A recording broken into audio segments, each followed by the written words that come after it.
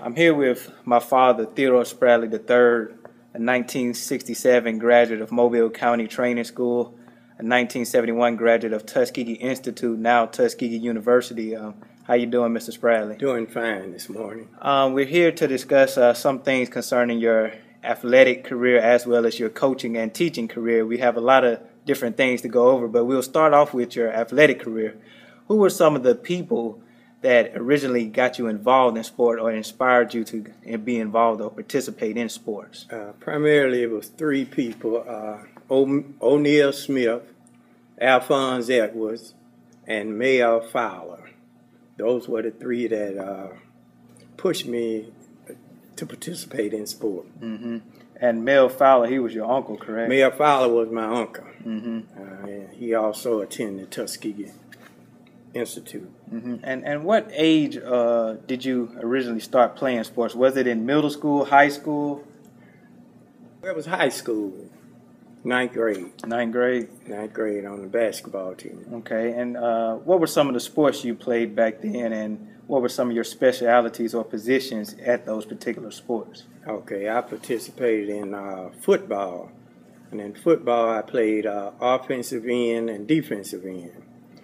I participated in basketball, and in basketball, I played center and forward. Mm-hmm. And I also participated in track and field. I ran the 440-yard dash, the mile relay. And those were the two events Coach Charles Rose put me in. Mm-hmm. And we know, and we're jumping a little bit ahead of gun, we'll get to this a little later, but you originally received a basketball scholarship to Tuskegee Institute. Back in high school, would you say basketball was your best sport, or would you say it was track and field? I would say it was track and field, but at that particular time, I didn't know, because I didn't lose to no one but in the state meet in track and field. Mm-hmm. And you were on the 1967 state championship football team, 66-67 season. What was the attitude and the character of some of the coaches back then? We know you had Charles Rose as the head coach, and we've also interviewed Mr. William Clark and Curtis Horton, who were both assistant coaches back then. Can you explain just their character and integrity of how they coached you guys back then? The head coach was Charles Rose, and Charles Rose did not play. If he told you to do something, you had to do it, and you had to do it to the best of your ability. Under Coach Rose was Coach Curtis Horton, and Curtis Horton was a firm, tough coach. He believed in working hard. He believed in dedication. Bill Clark was my basketball coach, and he was kind of mild, but if you made him mad, he would let you know. Mm-hmm. And all three coaches had a lot to do with my bringing up and where I am today, mm-hmm. especially Bill Clark. Mm-hmm. And he was actually one of the people that played an integral part in you receiving a scholarship to Tuskegee Institute, correct? Yes. Matter of fact, he was the only person to get me a scholarship in basketball at Tuskegee. And he called the basketball coach, Coach Catlin, and told him about me. And Coach Catlin said he would look at me. And we met at the state track meet in Montgomery, Alabama. And I can remember when Coach Catlin made the statement, "This is your last time running the 440-yard dash. You'll start playing basketball." So I really appreciate Coach Clark for doing that. Mm-hmm. And really, we could get into their illustrious coaching careers, but obviously they had a great academic background as well, and they really, made sure y'all had the grades, to not only participate on the football or basketball in competitions, but to really strive as far as your academics is concerned. Can you explain some of the academic background of your coaches, especially dealing with Coach Rose? Coach Rose was one of the smartest instructors I've seen in a long time. He was strictly academic. He was a no-nonsense man.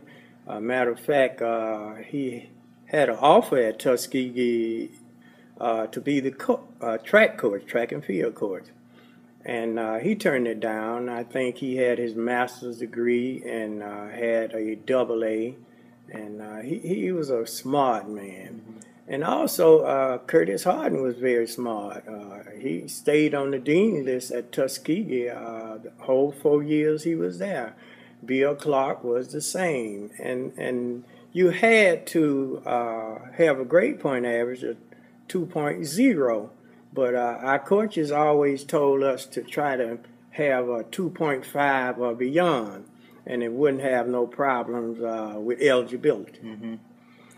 And can you go into some of the players on that team? We know we've interviewed Larry Shears, Gabe Coleman, and Anderson Flynn, the quarterback at that time, has been helping conduct these interviews. Can you go into some of the character of the players? Because we know the reason why y'all won that championship was simply because of unity and how the unity facilitated from the coaches to the players. So can you explain just the attitude that the players had during that time? Larry Shears, when he hit the football field, whether it was practice or in a game, he kept a positive attitude. He never led us to believe that we would lose. He was our leader. He set good examples. Larry Shears never got in trouble in high school, so he was the one that was the leader. Now, Gabe Coleman was one of my best friends. He played offensive end, and Gabe could really catch the ball. Gabe was very smart. Matter of fact, Shears and Gabe both were on the National Honor Society, also Flynn. So these are intelligent young men, and when they got what was supposed to be done from the coaches passed down, they gave it to us. And if you at any time would make mistakes or would do something that Shields didn't like, he wouldn't holler at you. He would just say, okay, look, we're serious now. Let's go. Mm-hmm. And that's the type of attitude all three had. Mm-hmm. You know, that particular year we were just like a family, a close-knitted family. Mm-hmm. And it paid off because we started during the summer. Mm-hmm. I think Flynn, Shears and Gabe and some of the others got together and said, well, we can't practice legally until football season, so let's go to summer school, and then after summer school we can just practice a little bit. And that's exactly what we did. No one had failing grades, but it was just to enrich us and then give us that opportunity to practice without getting in trouble with the state. Mm-hmm. And we know that you, Gabe Coleman, and Larry Shears were seniors at that time, and Anderson Flynn, he was a year behind you. And I know during that particular time, the schools weren't integrated. And, you know, you're pretty much just playing black schools back then. Did you feel like your team, the Mobile County Training School team that won that championship, was just as good as any other team, say, Viger High School back then? I think we were just as good as Viger, Murphy, or any of the predominant white schools. A matter of fact, I can give you an example. We played outlaw football, and sometimes we played against some of the guys from Viger, and we would beat them. Mm-hmm. So those guys had a lot to lose, and their coaches knew that they didn't want to be beat by an all-black school. So they had more to lose than we had. So they would not play us. And that team, 66, 67, that was a team we would compete with anyone. That's my attitude. We could compete with anyone. And just I'm interested about this with the outlaw football. What was the atmosphere like during that time when you were playing some of the white athletes back then? Well, we had mutual respect for each other. It was not a hate. It was nothing like that. We got together, and it would be on a Saturday or Sunday, and we would just play ball against them. And some of them, they were good. and we also had our good players. But the main thing, we had to just stay united, and you had to do your job. Whatever your job was, you had to carry it out. And who are some of the athletes that you could remember back then, other than Larry Shears, that you just thought was a great athlete, whether they played for Mobile County Training School or Viger High School, just some of the athletes that just stood out to you? One that stood out was Matthew Hudson from Blunt High School. Matter of fact, he was the fastest guy in track and field. And another one was College James. He was below me, but he played with Mobile County Training School.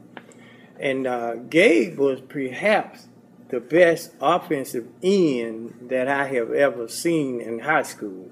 He could catch a football. He could do anything with the football. Gabe was a big guy, and primarily when you wanted a first down, you go to Shields or you go to Gabe, and that's what Flynn knew.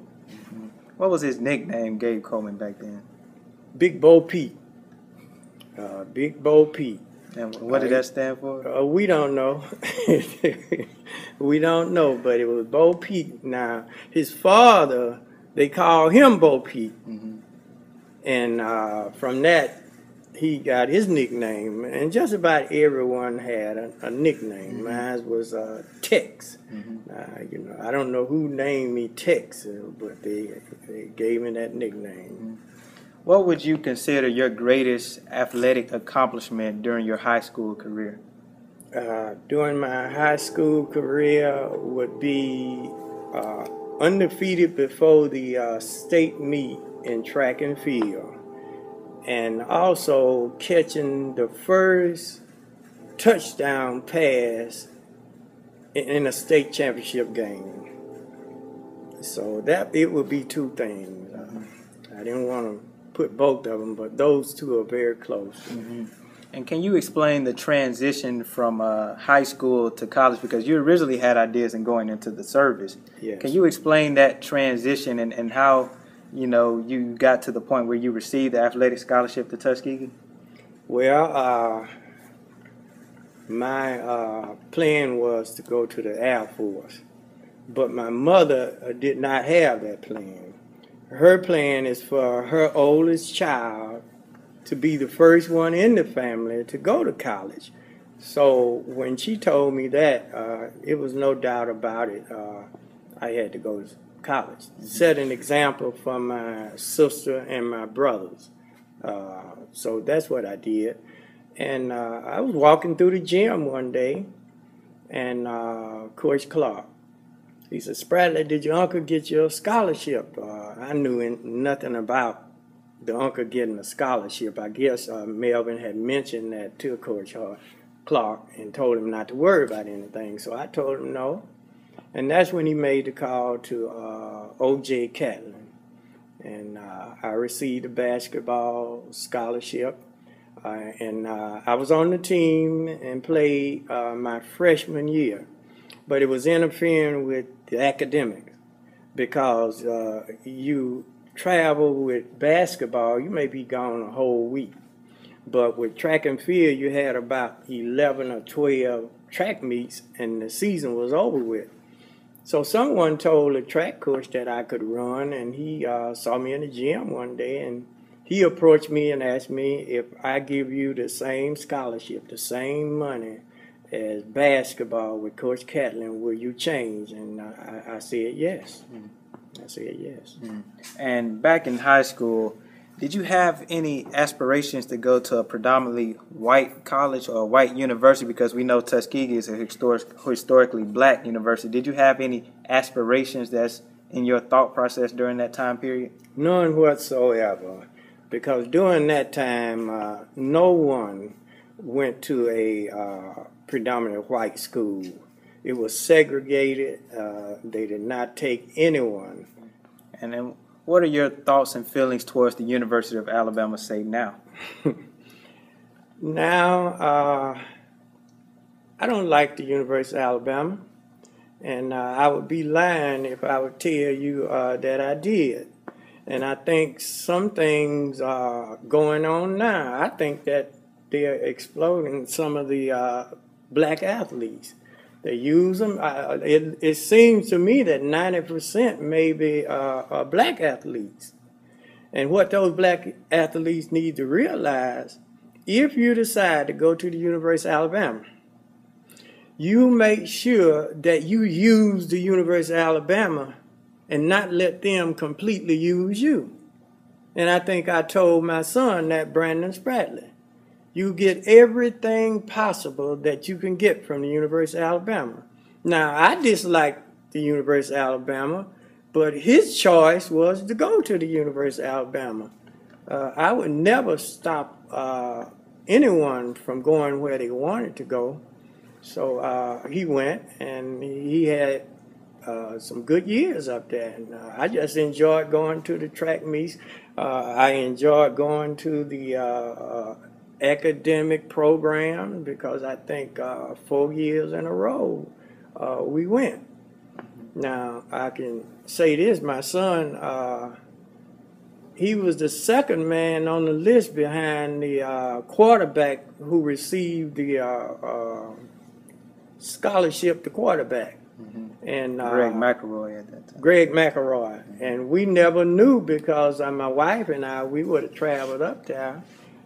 So, you know, it made us feel good. And let's get back to Tuskegee. What was your major at Tuskegee? My major at Tuskegee was physical education, and my minor was, as they would call it, social science. And that means I could teach science or social studies. So I was a science teacher my entire teaching career. Okay, and because you mentioned your teaching career, we could get into that. What was your first teaching job? My first teaching job was at Alba High School, a predominant white school. And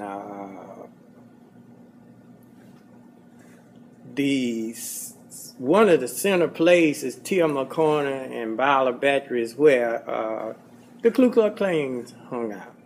And I had a couple of kids that were young. They were in the Ku Klux Klan. I can remember they welcomed me the first day. When I walked in the classroom, they made a statement. Oh, here come another teacher. We're going to run you away just like we ran the rest of them. And my answer was, I don't think so. I have a few bills I have to pay. So it was a segregated place. We had the bandmaster was a low down man. He didn't let any blacks participate in the band. And he would use the N-word quite often in front of the principal, in front of other teachers. And, you know, they wouldn't do anything about it. So he made a mistake one day. Ronnie P. Ryan and myself sitting in the teacher's lounge, and he made this statement. I'm going to take all those, the N-word, and put them in a sack and just throw them in the river. So we were in there, just the two of us. I said, oh, my goodness. I said, Pride, if he's talking about the black kids, evidently he's talking about us. So I threatened him. And he ran out of there. I mean, he just ran out, went to the principal, told the principal that I did something. But, you know, I got in there with the principal, and the principal tried to pick me. I denied it, you know, but because I didn't threaten him to the point, you know, I just told him just what I felt. And P. Ryan did also. And we had a bus driver that threatened the kids every day. She would pick the black kids up, and if they would talk on the bus, she would threaten them and tell them, if you don't be quiet, I'm going to run you off in the ditch. And it all came to a head when a young black girl jumped on the bus driver and put a beating on him. And I don't know why Miss Mildred Bosard sent for me, because my thinking was she needed it. You know, I understand that it was a student, but I think those students had enough. And when they got up there, they wanted me to go along with the bus driver, and I didn't. So they sent me back to my room. And what year was this? That had to be 1978. 1978. And we know about your coaching career, and we'll get into that later. But did you coach at Alba High School? No, I didn't. And they show you that they wanted to make blacks seem like they were inferior. The football coach walked up to me one day and said, well, I hear that you're a pretty good track coach. We would like for you to coach the track team here, but now we don't have any money. Now, the school is not responsible for the money. The money is allocated from downtown. So they had the money, but they wanted me to coach track for nothing. And I just made a statement, if you don't have the money, you don't have me. And I don't think I wanted to coach track and field down there. I was with the Mobile Recreation Department, and I was satisfied. I enjoyed the young kids. I mean, the kids 6, 7, 8, 9, 10, 11, 12, all the way to 18. I enjoyed those kids because you felt that you were doing more for the young kids if you could teach them fundamentals, if you could teach them the proper stars. And then those kids had that opportunity to travel. I really enjoyed helping. And this will be the last thing we talk about Alba High School. Can you recall any instances where you just experienced blatant racism or discrimination other than what you've already talked about? Yes, with the Mobile Recreation Department. I'm not calling any names, but the superintendent of recreation, he could pass for the Imperial Wizard. He was just that prejudiced. He used the blacks to get a name. Coach Harden, myself, Pepper Rice, Coach Ortiz, we understood what was going on, but we also understood this is an opportunity for our kids to travel. So he feel that he's using us, but we're going to use him. He gave Coach Harden and Pepper Rice a choice to where they wanted to coach at. At Booker Washington, you had all grass and dirt. At Murphy High School, you had this beautiful track. So they chose to come over there with me. And that's when a dynasty was formed with the young black kids, to the point that he had to break it up. Whatever he had to do to separate us, he did it. And can you explain, because I know you were the head track coach or head over the track program at the Mobile Recreation Department, and you were actually over your coach at Mobile County Training School, Curtis Horton. Can you explain that situation and that dynamic on how that worked out? That was an unusual situation, and I didn't want to take it. But if I didn't, maybe he would have put someone else over there, and we wouldn't be on the same wavelength. Coach Harden, Pepper Rice, we all got together, and he said, Spradley, we chose Booker Washington. We know we don't have any good track facilities, but we're going to make it work, and we're going to make it look good. So I felt real good. But Pepper Rice was maybe the master in track and field. So I had an opportunity to learn a lot from Pepper Rice, and Curtis Harden was, back in my day, he was picking up kids to run in the program, track and field. A matter of fact, I ran for him on a mile relay, and we ran against a white team, and we must have beat them by 300 yards. Had the little boy Sammy Lumford from Williamson, K. Rose Sims, myself, and I just can't remember who the other leg was. And after your teaching term at Alba High School, you went to Mobile County Training School, and at this particular point, it's a middle school now. Can you explain the main difference between your teaching career at Mobile County Training School and your teaching career at Alba High School? Well, I would say with the students, it was no different. But with the faculty is where the problem came in at Alba High School. You had a predominantly white faculty that thought that they knew everything. And sometimes the kids would test you, you know. You would be teaching and you would say something, give them an answer, and then they would go behind your back to the white teacher and ask the white teacher, is that right? So I remember one boy coming back said, Mr. Spradley, Mr. So-and-so, he said that's right. I said, son, I know it's right. I said, if I didn't know the answer, I wouldn't lie to you. I would simply do the research and find the answer. I said, I know it's right. So, and you just had backstabbing, and you never would get on no teacher of the year list down at Alba, the Mobile County Training School. It was different. And I was back home. You know, I paid my dues down at Alba with predominantly white kids, and now it was time for me to go home with those black kids. Now, this was one thing that happened I'll never forget. We dissected pigs, fetal pigs, and we dissected frogs. So when I got to Mobile County Training School, I wanted to order the same thing I had been ordering at Alba, and the supervisor told me I couldn't. So I asked him why. I did it at Alba, you know, why I can't do it here. And he said, well, these kids, they'll mess around, and, you know, you deal with chemicals too. They blow the school. I said, they're not going to do anything. They're not going to touch anything until instructions are given by me. So eventually, he gave it to us. And those kids really enjoyed that.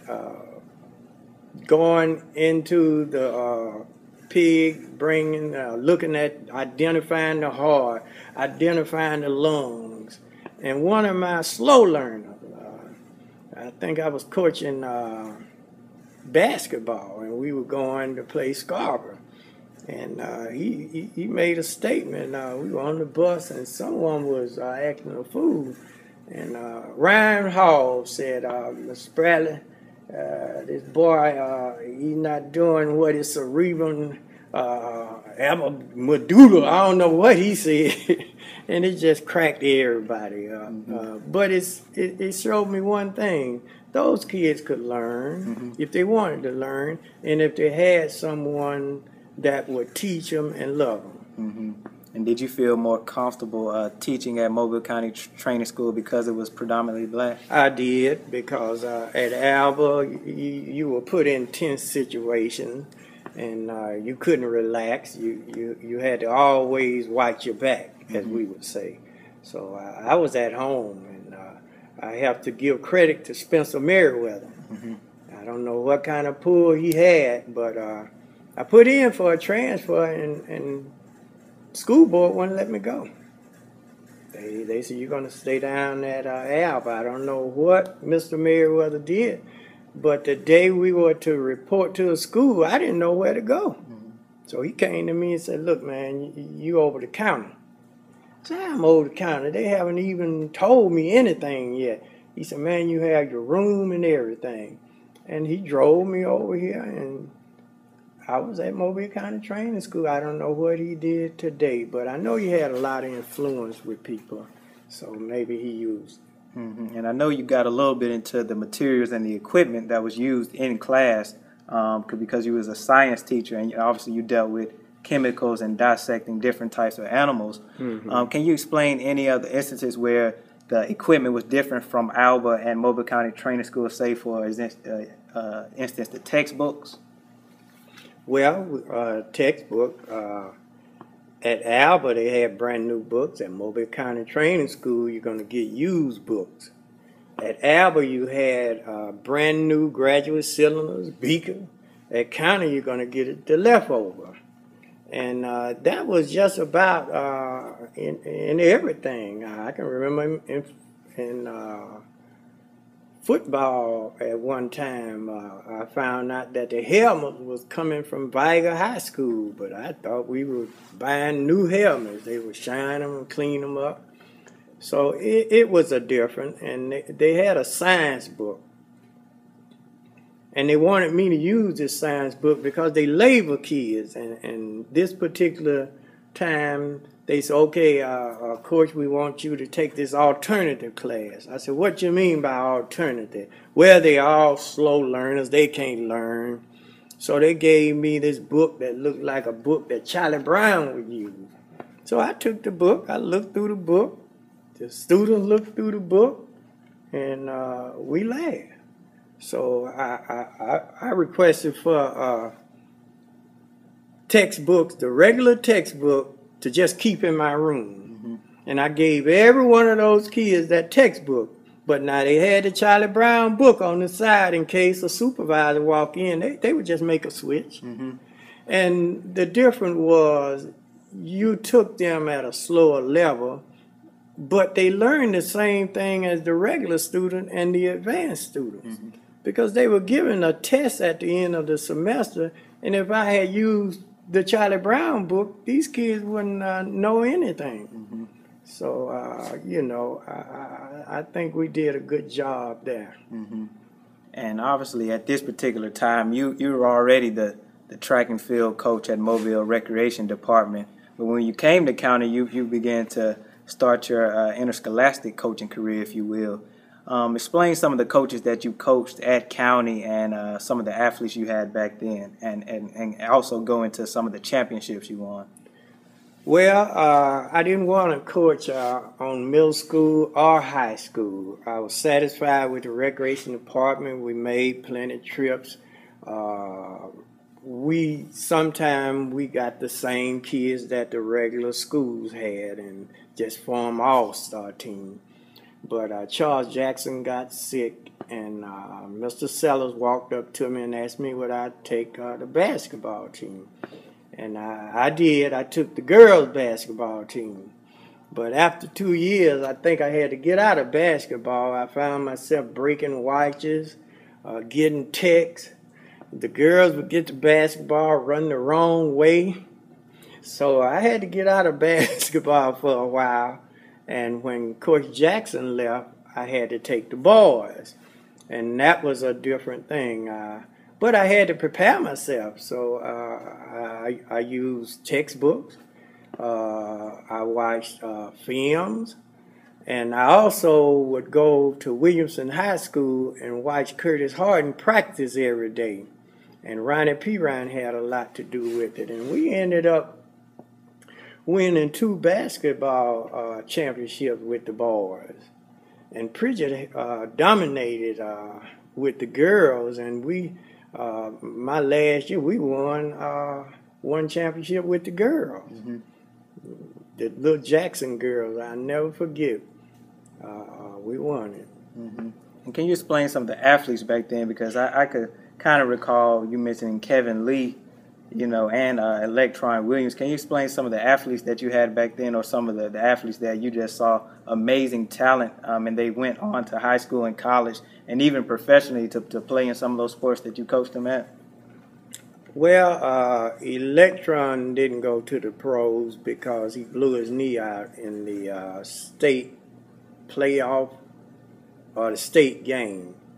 And he attended Auburn, and I think Electron and the coach had some differences. So he didn't play that much with that bad knee. He was never the Electron that we knew. Electron was a dynamic. He was like a Larry Shields, a way out of nowhere, you know. And he had moves that hadn't been made before. And he was a humble kid. And Kevin Lee had blazing speed. Kevin could run just as fast as he needed to.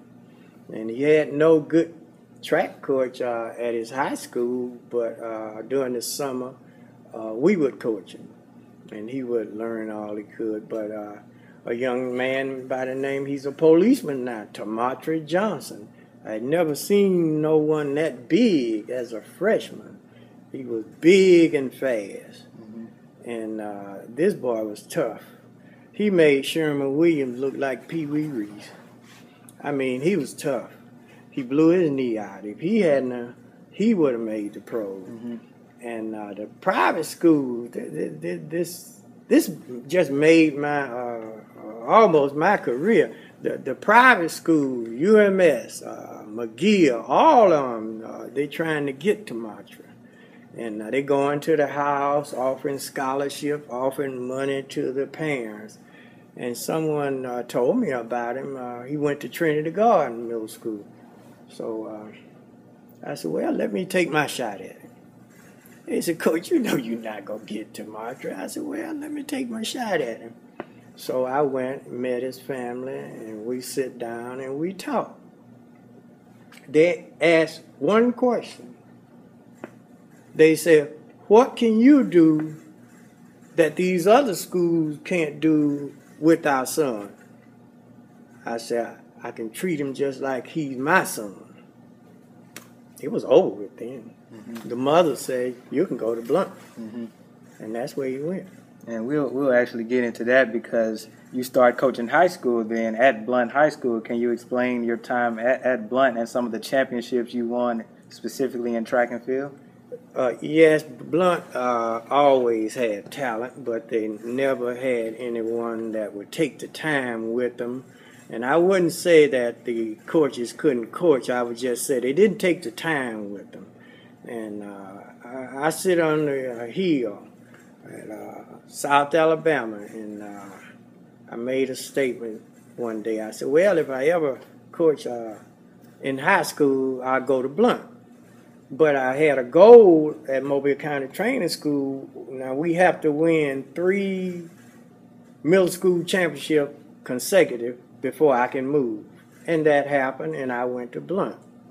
And all the people just told me how bad it was at Blunt, that you don't want to go over there. But I found out later those people were lying.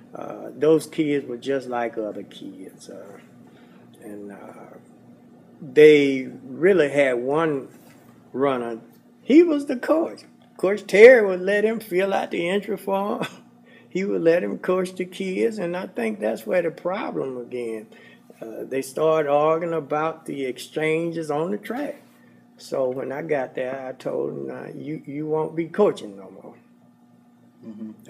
You concentrate on running. And then I changed his events. Oh, boy. He was so angry. Ended up being one of the best 400 meter and 200 meters. I took him out of the one. He was kind of tall. Renard O'Brien, one of my good friends now. And I enjoyed myself. We won the first state championship at Blunt in the history of the school. That was the first one in 1989. We won indoor in Gary Coliseum. And I knew we would do well outdoor if no one pulled. Because with sprinters, a lot of sprinters, you have to be real careful that they warm up real good, stretch real good, or they will pull a muscle, and that may be your points man, the one that can win the 2, win the 4, anchor man on the 4x1, anchor man on the 4x4. And you had to be careful, and that happened to me with the best. Now, my best track and field team did not win the state, and that was in 87, 88. And that was the team with Renardo. That was the best track team I've ever coached and I've ever had. But after that, we started winning state championship. We were disciplined, and the reputation that they had for Blunt, that they had for most of all the black schools, they thought they were thugs. But I knew better. And we just changed everything. And once you start winning, everybody want to be a part of that winning team. And then the football team started winning. So we won 6 state championships while I was over there. And I think my last time coaching, me coaching the team was 1992, and I went back and helped some other coaches, to win some state championships. But I enjoyed over at Blunt. And what were the specific years that you won state championship other than 1989? Okay, we won indoor and outdoor 1989. We won outdoor 1990. We won indoor outdoor in 1992. And in 91, we just won outdoor. And the way that I analyzed it, you had to have some field peoples and some shot putters, some long jumps, because they had it just about fixed. You couldn't put but 2 men in each event.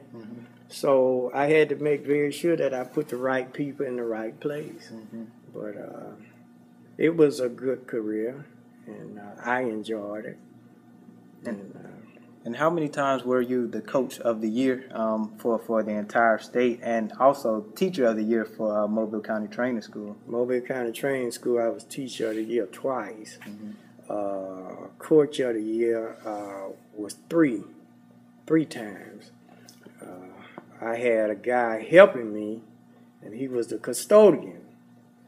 And Richmond Brown and someone else had got angry with me because they couldn't buy me off. They wanted me to do things to the black kids, and I said, no, I can't be bought. So they lost indoor, and I was sick. I was in the hospital. So I came back for outdoor, and we won it. And they gave the MVP trophy to the janitor. And today, it sits in his house. But I said, well, he doesn't know any better. On paper, your name not anywhere. I got him the job. I knew him, and he would ask questions, and I wanted to help. So it was a good career. And one of your amazing accomplishments in 1999 was to start Port City Track Club, and you were the co-founder of that, and you helped create a track club for Pritchard, Alabama, which at that particular time had never had a track club in that particular community. What kind of spearheaded that, or what were your thoughts and feelings concerning to start that? Okay, now I'll make one statement. They had one in Coach Walker at Pritchard Middle School was over there. But for years and years, they had no track and field, period. I got tired of riding down to Williamson with Donisha and Brandon. And one day it just popped in my mind, well, you have Pritchard Stadium here. And one of my old runners called me one day, and I met him in his office. He said, look, Coach, if we start a track club, will you help me? I said, yeah, I'll help you. Yeah, I didn't know eventually I would be over it, because he got a promotion and moved to Montgomery, so that left me over the track club. It was challenging. I had a good time. Had the opportunity to coach many people, even my son and daughter. We traveled a whole lot, and that was the good part about it. These young kids from the project and from areas that couldn't afford to go anywhere, we raised money, and we traveled all over the United States.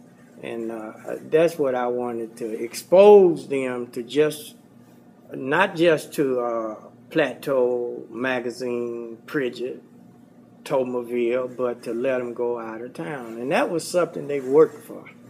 They really worked. And we came in 4th in the nation one year in the 4x4 youth boys, and I think you ran on it. But I coached many, Kevin Lee and that group, they came in 1st in the nation.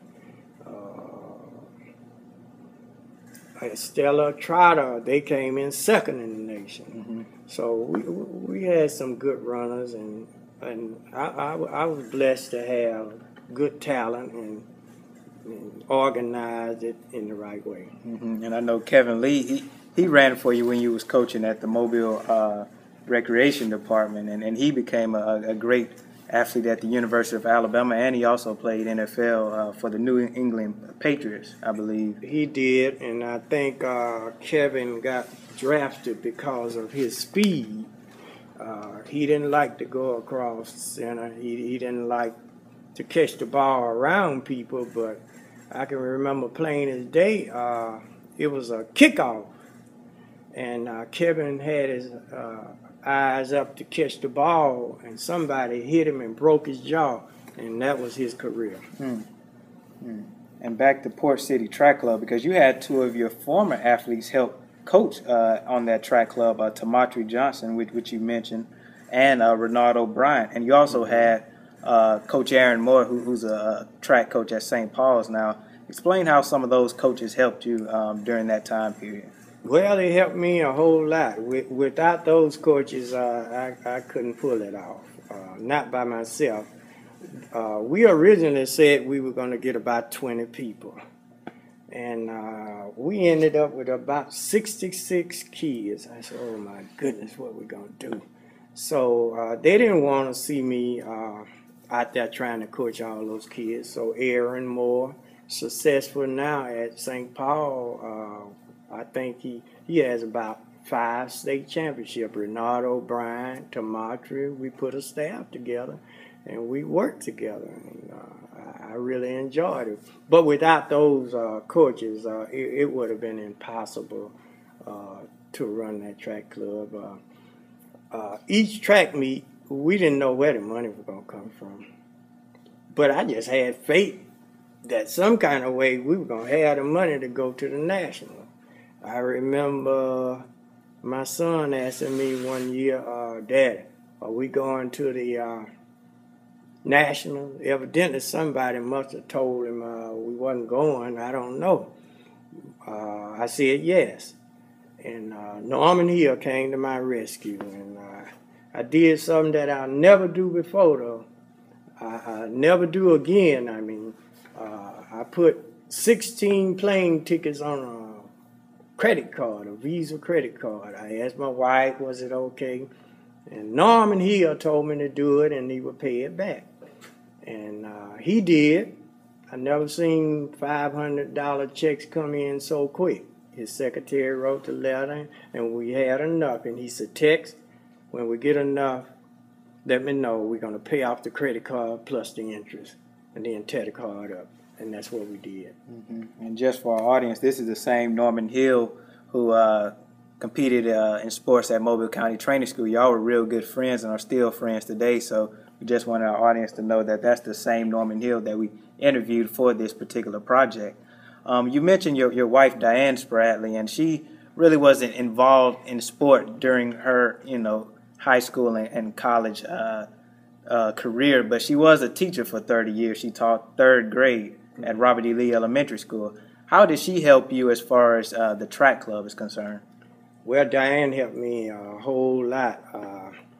The paperwork, we had so much paperwork until Diane got so good with the paperwork. She would do most of the paperwork for us and check, recheck. And also, she had to get involved with track and field because her 2 children was running. So it was not a problem for her to get up in the morning, go to the track at 7 o'clock and come back in at 7 o'clock. So we broke in. We broke in. And without her, I can remember I said, well, I'm finna give it up. Just about every year I said I was going to give it up. And the next year she said, you're not going to give it up. You're just saying it. But I did give it up your junior year because the mayor sent me a letter and told me anybody get hurt, you will be liable for it. And I didn't like that. So that Monday I called him and told him that was it. And I believe the last year for Port City Track Club was 2005, and after my senior year in high school, 2006, I ran for Mobile Parks and Recreation, which that's where you began at. Right. Our last point of reference, in 1997, you were inducted into the Tuskegee University Hall of Fame. How did this make you feel? It made me feel real good. They kept sending applications to fill out, and I would ignore them. But we had a Miss Hamilton, a young lady that attended Tuskegee, and she explained it to me. She says, I wouldn't fill them out. She says, Spradley, go and fill it out. She said, they're not going to look at what you did at Tuskegee. They're going to look at what you are doing now and what you did after you finished Tuskegee. So that was, the coaching came in. Then I went to church. It was a number of things that they considered. That made me feel real good. And I appreciate it. Didn't know any of the judges, but it was a highlight of my career. Mm-hmm. And is there anything else that you want to add to this interview and going into, just saying some motivating and encouraging words to some of the young teachers, some of the young coaches that are out here today, and really some of the young kids who are aspiring to play sports, whether it's at the high school, college, or professional level? Yes, I would say one thing. Before the public schools can have an effective track and field program again, the athletic director from the main office had to get involved, because the track coaches are catching trouble with the football coach. Football coach tell them not to run, and they're not going to run track. So until that's solved and the football coach can come together with the track coach, the basketball coach, and everyone come together and say, well, running track will help these kids. We're not going to have the teams that I had, the teams that Pepper Rice had, Coach Harden. We're not going to have it. Mm-hmm. Well, we thank you, Mr. Spradley, for this interview. Okay. All right. Until next time, we'll see you again.